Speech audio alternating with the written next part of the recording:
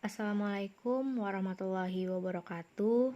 Kami dari kelompok 2 yang beranggotakan saya sendiri Dini Wulandari dan rekan saya Ihsan Marsal, Lola, Yuli Asmara, dan Suci Widya akan mempresentasikan materi itu tentang data structure and CAATTS for data extraction. Yang pertama itu ada struktur data. Struktur data itu memiliki dua komponen dasar. Yang pertama itu ada organisasi. Organisasi ini mengacu pada cara catatan yang diatur secara fisik pada perangkat penyimpanan sekunder. Yang kedua itu ada metode akses. Metode akses ini mengacu pada teknik yang digunakan untuk mencari catatan dan menavigasi melalui database atau file.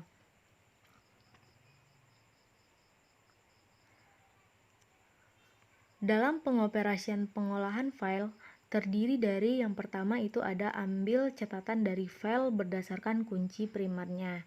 Yang kedua, masukkan catatan ke dalam file. Yang ketiga, perbarui rekaman dalam file. Yang keempat, baca file catatan lengkap. Yang kelima, temukan catatan selanjutnya dalam file.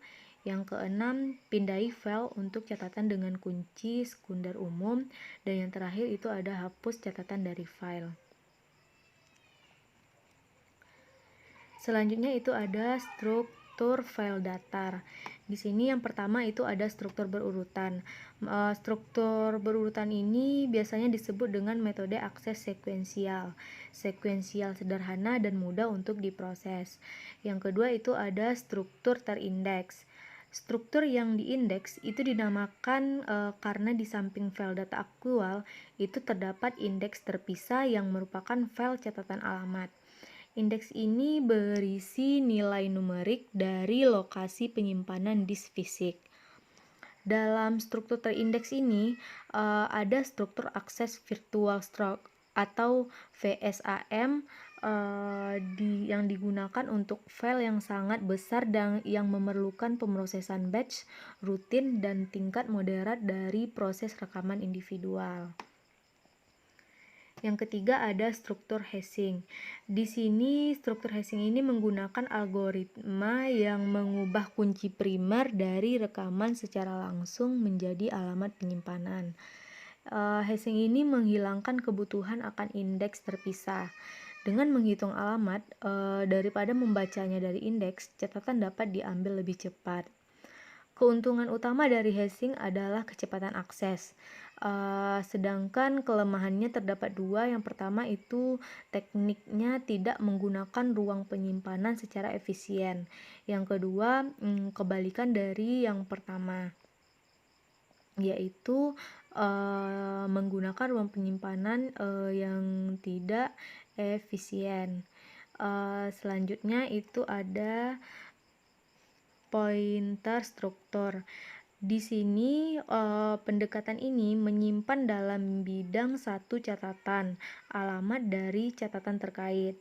Catatan dalam jenis file ini tersebar di seluruh disk tanpa memperhatikan kedekatan fisik mereka dengan catatan terkait lainnya. Struktur database, hierarkis, dan jaringan. Pada awalnya menggunakan teknik flat file sebelumnya serta struktur database kepemilikan baru. Nah, perbedaan utama antara kedua pendekatan tersebut adalah tingkat integrasi proses dan pembagian data yang dapat dicapai. File datar dua dimensi ada sebagai struktur data independen yang tidak terhubung secara logis atau fisik ke file lain. Model database dirancang untuk mendukung sistem file datar yang sudah ada, sementara memungkinkan organisasi untuk pindah ke tingkat baru integrasi data. Dengan menyediakan hubungan antar file-file yang terkait secara logis, dimensi ketiga ditambahkan untuk melayani kebutuhan banyak pengguna dengan lebih baik. Selanjutnya itu ada struktur basis data relasional, konsep, dan terminologi. Database relasional ini didasarkan pada struktur file berurutan di indeks. Yang pertama itu ada teori relational database. E. F. Chord awalnya mengusulkan prinsip-prinsip model relasional pada akhir 1960-an. Nah, model formal ini memiliki fondasinya dalam aljabar relasional dan teori himpunan, yang memberikan dasar teoritis untuk sebagian besar operasi manipulasi data yang digunakan. Nah, dengan demikian, suatu sistem bersifat relasional yang pertama jika data tersebut mewakili dalam bentuk tabel 2 dimensi. Yang kedua, mendukung fungsi aljabar relasional pembatasan, proyek, dan bergabung. Yang ketiga itu ada fungsi aljabar. Yang pertama ada batasi. Di sini ekstrak baris yang ditentukan dari tabel yang ditentukan. Yang kedua ada proyek, yaitu ekstrak atribut tertentu atau kolom dari tabel untuk membuat tabel virtual. Yang ketiga itu ada bergabung, buat tabel fisik baru dari dua tabel yang terdiri dari semua pasangan baris yang bersambung dari masing-masing tabel. Selanjutnya konsep database relasional. Di sini yang pertama itu ada entitas, kejadian, dan atribut. Entitas adalah sesuatu yang ingin organisasi ambil untuk menangkap data. Di sini entitas dapat berupa fisik seperti persediaan, pelanggan, atau karyawan. Sedangkan kejadian itu digunakan untuk menggambarkan jumlah. Contoh catatan yang berhubungan dengan entitas tertentu. Sedangkan atribut itu merupakan elemen data yang mendefinisikan entitas. Yang kedua itu ada asosiasi dan kardinalitas. Asosiasi ini diwakili dengan kata kerja seperti kapal, permintaan, atau diterima. Kardinalitas adalah derajat hubungan antara dua entitas. Secara sederhana dinyatakan kardinalitas itu menjelaskan jumlah kemungkinan kejadian dalam satu tabel yang terkait dengan satu kejadian dalam tabel terkait. 4 dasar kardinalitas adalah yang pertama ada 0 atau 1 dan hanya 1. Yang ketiga itu ada 0 atau banyak, dan yang terakhir ada 1 atau banyak. Yang ketiga itu ada tabel fisik database. Tabel basis data fisik itu dibangun dari model data dengan setiap entitas dalam model yang diubah menjadi tabel fisik terpisah. Tabel yang dirancang dengan benar itu memiliki 4 karakteristik. Yang pertama itu ada nilai setidaknya satu atribut dalam setiap kejadian harus unik. Yang kedua, semua nilai atribut dalam kolom apapun itu harus dari kelas yang sama. Yang ketiga, setiap kolom dalam tabel tertentu itu harus diberi nama yang unik. Yang keempat, tabel harus sesuai dengan aturan normalisasi. Yang keempat itu ada kaitan antar tabel relasional. Di sini tabel yang terkait secara logis itu perlu terhubung secara fisik untuk mencapai asosiasi yang dijelaskan dalam model data. Yang terakhir itu ada tampilan pengguna. Tampilan pengguna itu adalah kumpulan data yang dilihat oleh pengguna tertentu. Selanjutnya materinya akan dilanjutkan oleh rekan saya Suci Widya.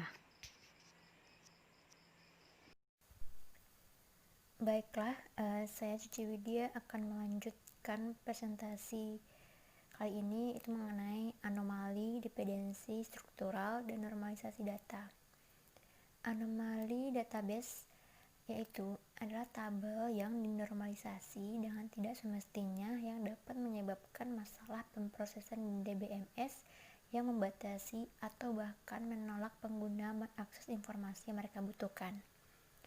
Satu atau lebih dari anomali ini akan ada dalam tabel yang tidak dinormalisasi atau dinormalisasi pada tingkat rendah, seperti bentuk norma pertama atau 1NF atau bentuk norma kedua atau 2NF agar bebas dari anomali.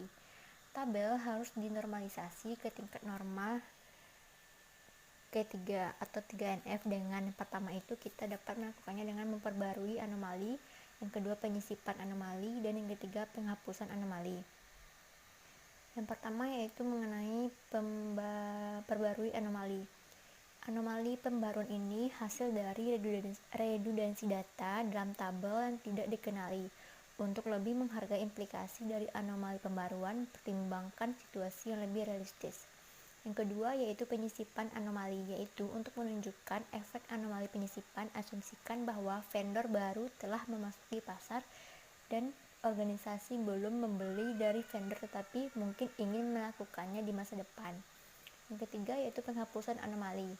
Penghapusan anomali melibatkan penghapusan data yang tidak disengaja dari tabel. Kehadiran anomali penghapusan kurang mencolok sehingga berpotensi lebih serius daripada pembaruan dan penyisipan anomali. Selanjutnya yaitu normalisasi tabel. Anomali database yang dijelaskan adalah gejala masalah struktural dalam tabel yang disebut dengan dependensi. Secara khusus, ini dikenal dengan kelompok berulang, dependensi parsial dan dependensi transitif. Proses normalisasi ini melibatkan identifikasi data dan penghapusan dependensi struktural dari tabel yang sedang dikaji. Tabel yang dihasilkan kemudian akan memenuhi dua kondisi. Pertama yaitu semua atribut non-kunci atau data dalam tabel bergantung pada kunci primernya. Yang kedua yaitu semua atribut non-key tidak bergantung pada atribut non-key lainnya. Dengan kata lain, tabel 3NF tadi adalah tabel yang dimana kunci utama dari tabel sepenuhnya dan secara unik akan mendefinisikan setiap atribut dalam tabel. Nah, selanjutnya yaitu auditor dan sistem normalisasi data. Normalisasi database adalah masalah teknis yang biasanya menjadi tanggung jawab para profesional.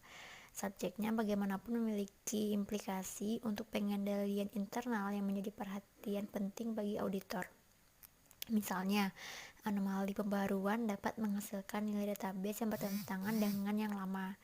Yang kedua, seperti anomali penyisipan dapat mengakibatkan transaksi yang tidak tercatat dan jalur yang tidak lengkap.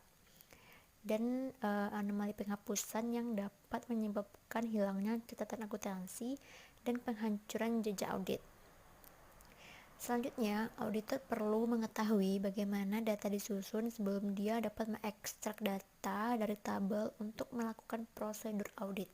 Misalnya, tugas audit untuk mengambil data yang berkaitan dengan pandangan pengguna yang kompleks seperti pesanan pembelian yang akan melibatkan identifikasi dan mengakses beberapa tabel yang terkait.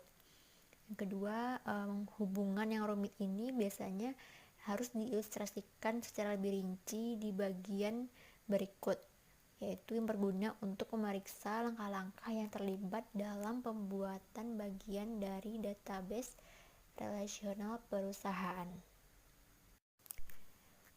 Nah, selanjutnya yaitu merancang database relasional.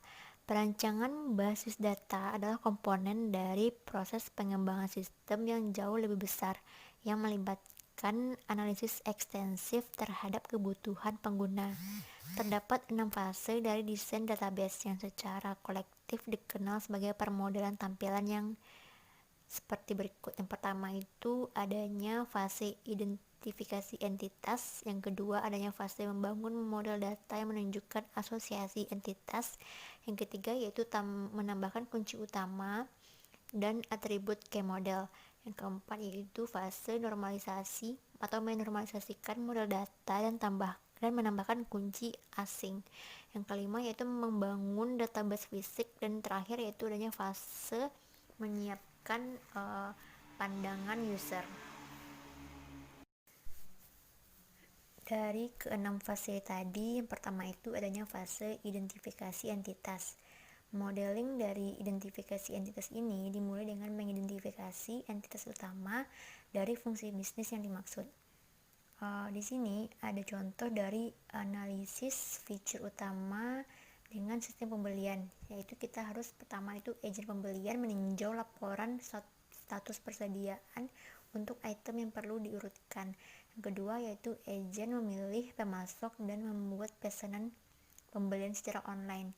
Yang ketiga, agen mencetak salinan pesanan pembelian dan mengirimkannya ke pemasok. Yang keempat yaitu pemasok mengirimkan persediaan ke perusahaan. Setelah kedatangan juru tulis, penerima memeriksa inventaris dan menyiapkan laporan penerimaan online. Sistem komputer secara otomatis memperbarui catatan inventaris tersebut.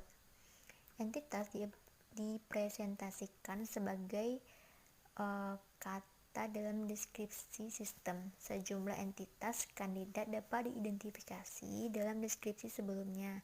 Pertama, seperti agen pembelian, adanya petugas penerimaan tadi, kemudian inventaris, pemasok, laporan suatu inventaris, pesanan pembelian, dan yang terakhir adanya laporan penerimaan dari sistem pembelian yang telah dilakukan.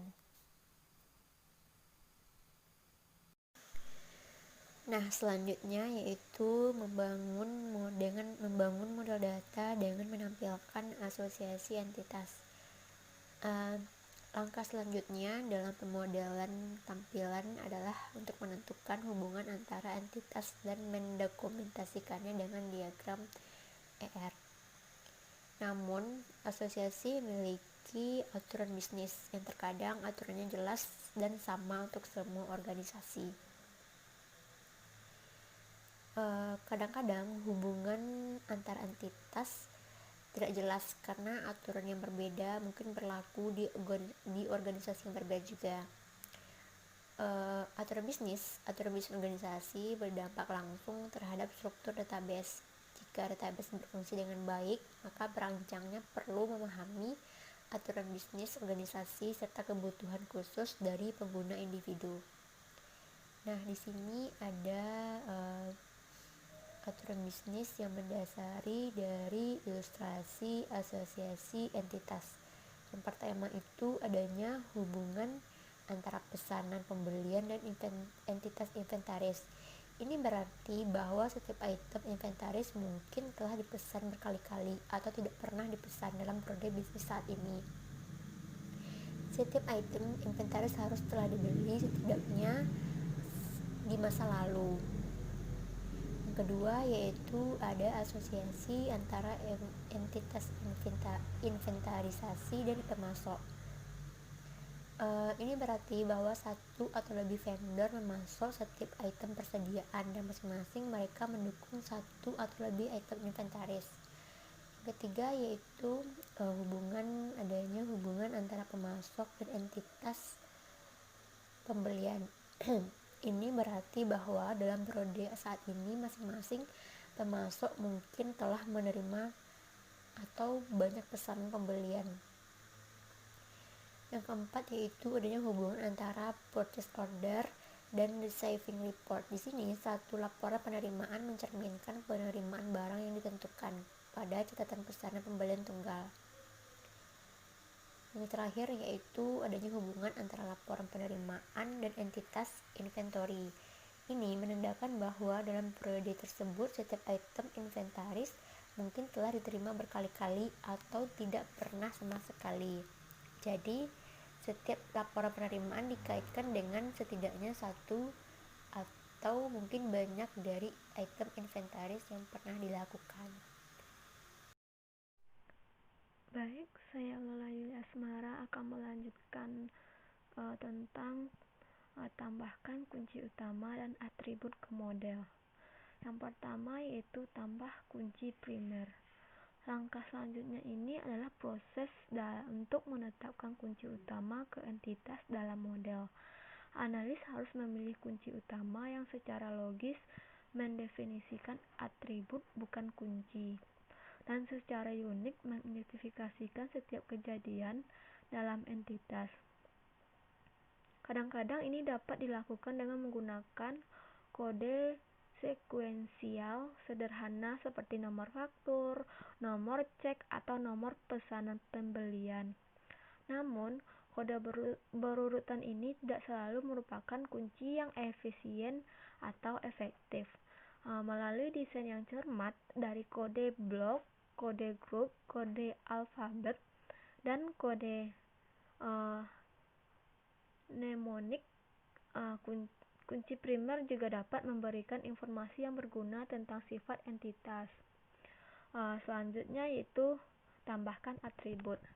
Setiap atribut dalam suatu entitas akan muncul secara langsung atau tidak langsung, yang nilainya dihitung dalam satu atau lebih tampilan pengguna.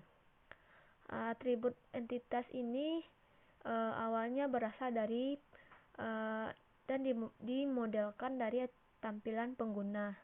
Dengan kata lain, jika data yang disimpan atau tidak digunakan dalam dokumen, laporan, atau perhitungan yang dilaporkan dalam beberapa cara, maka itu tidak memiliki tujuan dan tidak boleh menjadi bagian dari database. Selanjutnya itu normalisasi model data dan tambah kunci asing. Masalah normalisasi yang memerlukan resolusi ada 3. Yang pertama yaitu mengulangi data grup dalam urutan pembelian. Atribut, misalnya atribut nomor bagian, deskripsi, kuantitas pesanan, dan biaya unit adalah penggunaan data grup. Ini berarti bahwa ketika pesanan pembelian tertentu mengandung lebih dari satu item sebagian besar waktu, maka beberapa nilai perlu ditangkap untuk atribut ini. Untuk mengatasi masalahnya ini, data grup berulang ini harus dihapus ke entitas detail item PO baru. Dan entitas baru diberi kunci utama yang merupakan gabungan dari nomor bagian dan nomor PO. Pembentukan entitas baru juga menyelesaikan hubungan M2M antara order pembelian dan entitas persediaan dengan menyediakan tautan. Yang kedua yaitu mengulangi data grup dalam laporan penerimaan. Atribut nomor bagian, jumlah yang diterima, dan kode kondisi adalah kelompok yang berulang dalam entitas laporan penerima dan dipindahkan ke entitas baru yang disebut dengan detail item laporan reg. Dan komposit kunci terdiri dari part number dan reps number ditugaskan. Seperti halnya contoh sebelumnya, yaitu membuat entitas baru ini juga menyelesaikan asosiasi M2M antara receiving, report, dan inventory. Yang ketiga yaitu ketergantungan transitif. Entitas pesanan dan laporan penerimaan entitas yang membuat atribut yang berlebihan dengan data dalam entitas persediaan dan pemasok. Redundansi ini terjadi karena dependensi transitif dalam entitas laporan pembelian dan penerimaan dan dibatalkan. Ini dapat dilihat pada lampiran bab ini. Selanjutnya yaitu bangun database fisik. Langkah selanjutnya ini adalah membuat tabel fisik untuk mengisinya dengan data. Ini adalah langkah yang terlibat yang harus direncanakan dan dilaksanakan dengan hati-hati dan mungkin memakan waktu yang berbulan-bulan dalam instalasi besar. Program ini perlu ditulis untuk mentransfer data organisasi saat ini dan disimpan dalam file datar atau database lama ke tabel relasional baru. Data yang saat ini disimpan di dokumen kertas mungkin perlu dimasukkan ke dalam tabel database yang secara manual. Dan setelah ini selesai, pandangan pengguna fisik dapat dihasilkan. Selanjutnya yaitu siapkan tampilan pengguna. Tabel yang dinormalisasi harus cukup kaya untuk mendukung pandangan semua pengguna sistem yang dimodelkan. Fungsi dari query dari DBMS relasional memungkinkan perancang sistem untuk dengan mudah membuat tampilan pengguna dari tabel. Perancang hanya memberi tahu DBMS tabel mana yang akan digunakan, kunci primer dan asing, dan atribut yang harus dipilih dari setiap tabel. DBMS yang lebih lama mengharuskan perancang untuk menentukan parameter tampilan secara langsung dalam SQL. dan sistem yang lebih baru melakukan ini secara visual. Perancang hanya menunjukkan dan mengklik tabel dan atribut. Dan dari presentasi visual ini, DBMS menghasilkan perintah SQL untuk permintaan dan untuk menghasilkan tampilan. Tampilan seperti tampilan laporan penerima. Dengan cara ini untuk mengilustrasikan perintah SQL yang diperlukan untuk menghasilkan laporan status persediaan. Ini dapat diilustrasikan pada gambar 8.15,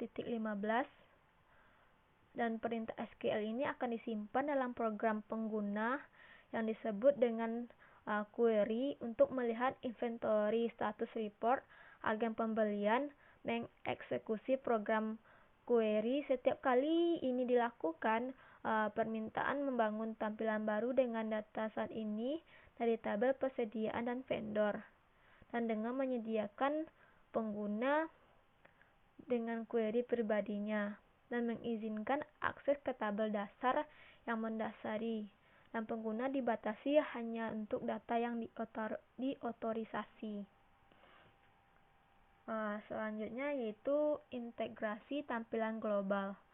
Dalam proses pemodelan tampilan ini telah dijelaskan bahwa berkaitan dengan fungsi bisnis, sistem pembelian, dan tabel serta tampilan yang dihasilkan hanya merupakan subskema dari keseluruhan skema database.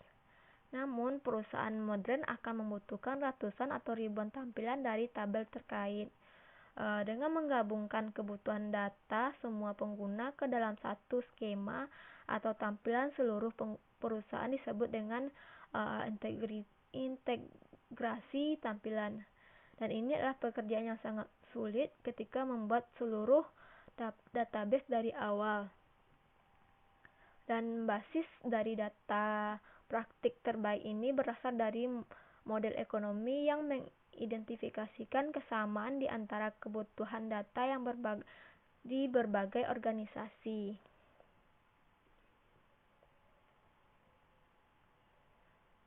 Misalnya sistem enterprise resource planning, model yang dilengkapi dengan skema inti, tabel, dinormalkan, dan template tampilan.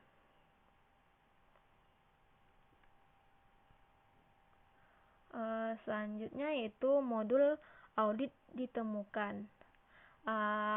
Adapun tujuan dari modul audit ini atau yang disebut dengan EAM juga dikenal sebagai audit continue, adalah untuk mengidentifikasi transaksi penting saat mereka sedang diproses dan mengekstraksi salinannya secara real time. EAM ini adalah modul yang diprogram khusus tertanam dalam aplikasi host untuk menangkap jenis transaksi yang telah ditentukan untuk analisis selanjutnya. Dapat dilihat pada figur 8.26 itu menjelaskan karena transaksi yang dipilih dengan sedang diproses oleh aplikasi host, salinan transaksi disimpan dalam file audit untuk peninjauan berikutnya. Pendekatan EAM ini memungkinkan transaksi terpilih untuk ditangkap selama periode audit. Transaksi yang diambil tersedia bagi auditor secara waktu yang nyata pada akhir periode atau setiap saat selama periode tersebut, sehingga secara signifikan untuk mengurangi jumlah pekerjaan yang harus dilakukan auditor untuk mengidentifikasi transaksi signifikan untuk pengujian substantif. Dan untuk memulai pengambilan data, auditor menentukan kepada EAM parameter dan ambang batas material dari transaksi yang akan ditangkap. Selanjutnya yaitu kekurangan dari EAM. Pendekatan EAM ini memiliki dua kelemahan yang signifikan. Yang pertama berkaitan dengan efisiensi operasional, dan yang kedua terkait dengan integritas EAM. Yang pertama yaitu efisiensi operasional. Dari sudut pandang pengguna, EAM mengurangi kinerja operasional, dan kehadiran modul audit dalam aplikasi host dapat menciptakan overhead yang signifikan, terutama ketika jumlah pengujian sangat luas. Satu pendekatan untuk meringankan beban ini dari sistem adalah untuk mendesain modul yang dapat dihidupkan dan dimatikan oleh auditor. Maka melakukan itu akan tentunya mengurangi efektivitas EAM sebagai alat audit yang sedang berlangsung. Yang kedua yaitu memverifikasi integritas EAM. Pendekatan EAM mungkin bukan teknik audit yang layak di lingkungan dengan tingkat pemeliharaan program yang tinggi. Ketika aplikasi host sering mengalami perubahan, EAM yang tertanam di dalam host juga akan membutuhkan modifikasi yang sering digunakan. Masalah integritas yang diajukan sebelumnya tentang pemeliharaan aplikasi berlaku pada masa untuk EAM ini. Dan integritas EAM secara langsung memengaruhi kualitas proses audit. Dan auditor karenanya harus mengevaluasi integritas EAM, dan evaluasi ini dilakukan dengan cara yang sama dengan menguji kontrol aplikasi host. Selanjutnya yaitu perangkat lunak audit secara umum, atau yang disebut juga dengan GAS. GAS ini adalah CAATT yang paling banyak digunakan untuk audit sistem informasi.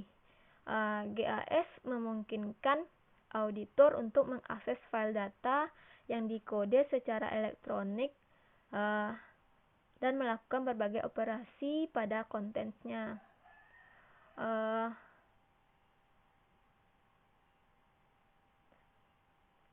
Dan beberapa kegunaan yang lebih umum untuk GAS yang ada beberapa. Yang pertama, memfokuskan dan menyeimbangkan seluruh file atau item data yang dipilih. Yang kedua, memilih dan melaporkan data terperinci yang terdapat dalam file. Yang ketiga, memilih sampel statistik berstrata dari file data. Yang keempat, memformat hasil pengujian ke dalam laporan. Selanjutnya, mencetak konfirmasi dalam susunan kata standar atau khusus. Selanjutnya, menyaring data dan secara selektif memasukkan atau mengecualikan item. Selanjutnya, membandingkan banyak file dan mengidentifikasi perbedaan apapun. Yang terakhir, menghitung ulang bidang data.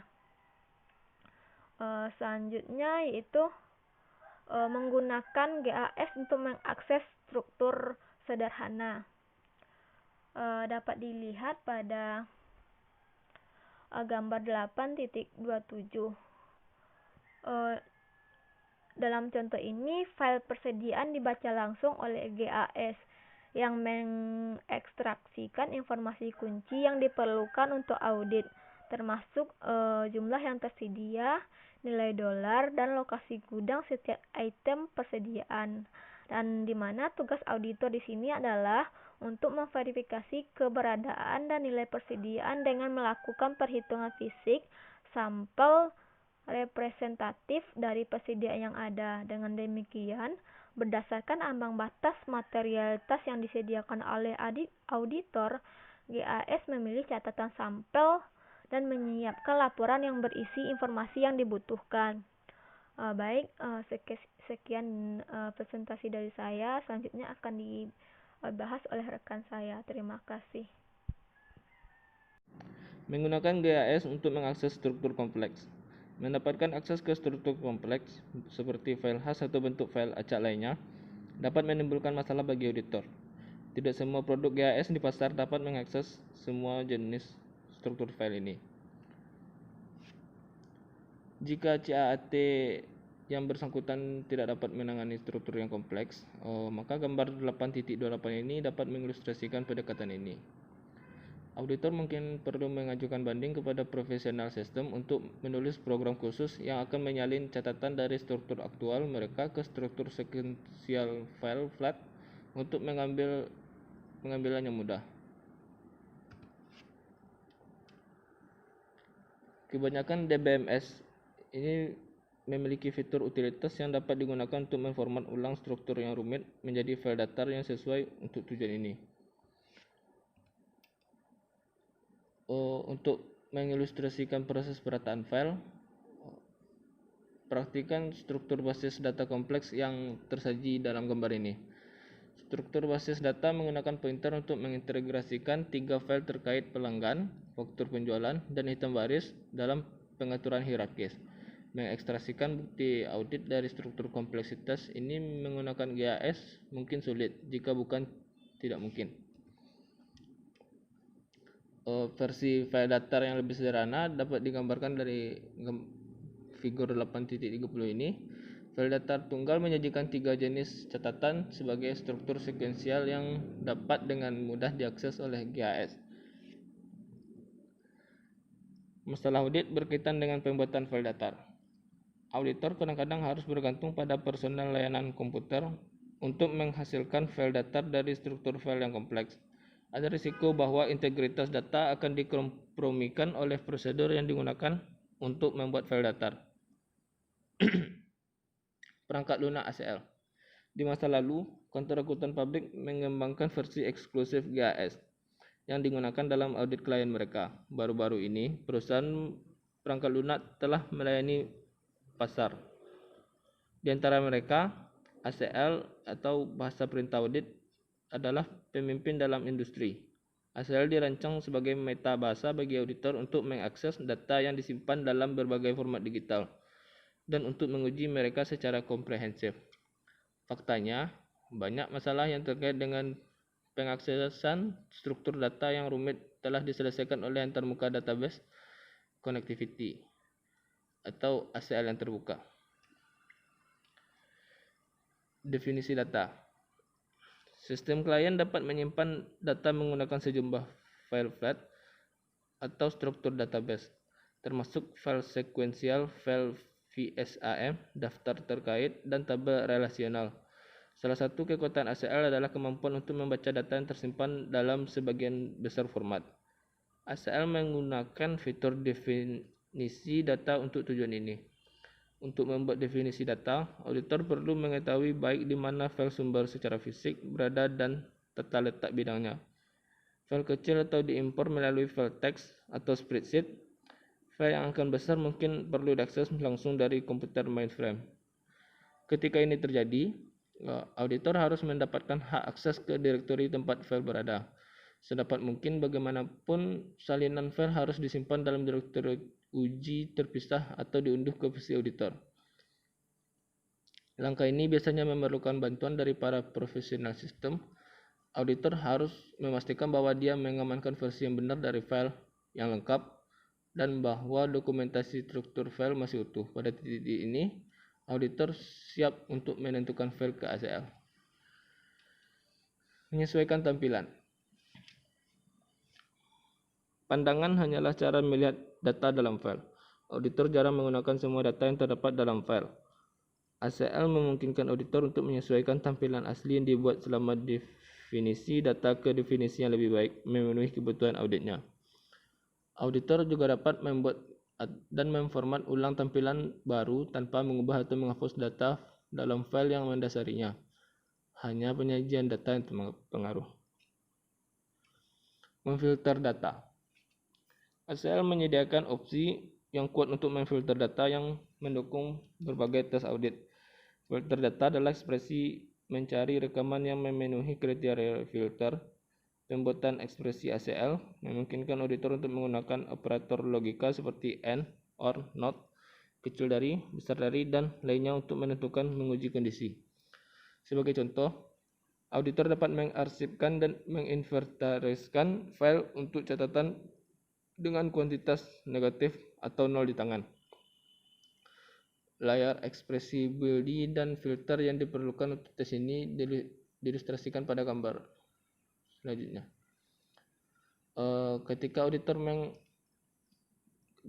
mengeksekusi proses filter ini, ACL menghasilkan pandangan baru dari file persediaan gambar 835 yang berisi 4 rekaman dengan kuantitas pada tanggal 0 atau negatif. Contoh ini menunjukkan bagaimana auditor menggunakan ACL untuk mencari anomali dan kondisi yang tidak biasa dalam file-file akuntansi yang berisi ribuan catatan yang menentang tinjauan, memindai secara visual isinya. Nah, ini berikut gambar 834 dan ini 835.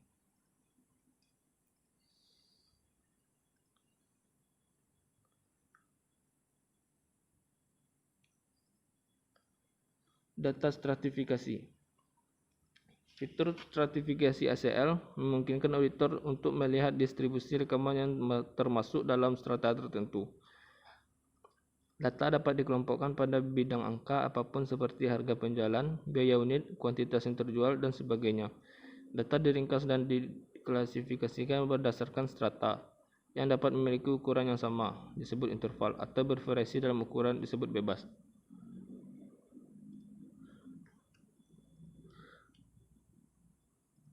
Figur 8.36 ini mengilustrasikan hasil dari stratifikasi tabel di inventaris di bidang satuan biaya. Dalam contoh ini, nilai persediaan juga dihitung untuk setiap interval. Auditor dapat memilih untuk mengubah ukuran dan jumlah interval atau memeriksa hanya sebagian dari file. Analisis statistik. ACL menawarkan banyak metode sampling untuk analisis statistik. Dua yang paling sering digunakan adalah sampling dan unit sampling moneter. Setiap metode memungkinkan pengambilan sampel secara acak dan interval. Pilihan metode akan bergantung pada strategi auditor dan komposisi file yang diaudit. Di satu sisi, ketika catatan dalam file terdistribusi merata ke seluruh strata, auditor mungkin menginginkan sampel yang tidak bias dan dengan demikian akan memilih pendekatan sampel rekaman. Menggunakan inventaris untuk mengilustrasikan setiap catatan terlepas dari jumlah dolar dari bidang nilai inventaris memiliki peluang yang sama untuk memasukkan sampel. Di sisi lain, jika file tersebut miring dengan item nilai besar, auditor memilih menggunakan muse yang akan menghasilkan sampel mencakup semua jumlah dolar lebih besar. Sekian, terima kasih. Assalamualaikum warahmatullahi wabarakatuh.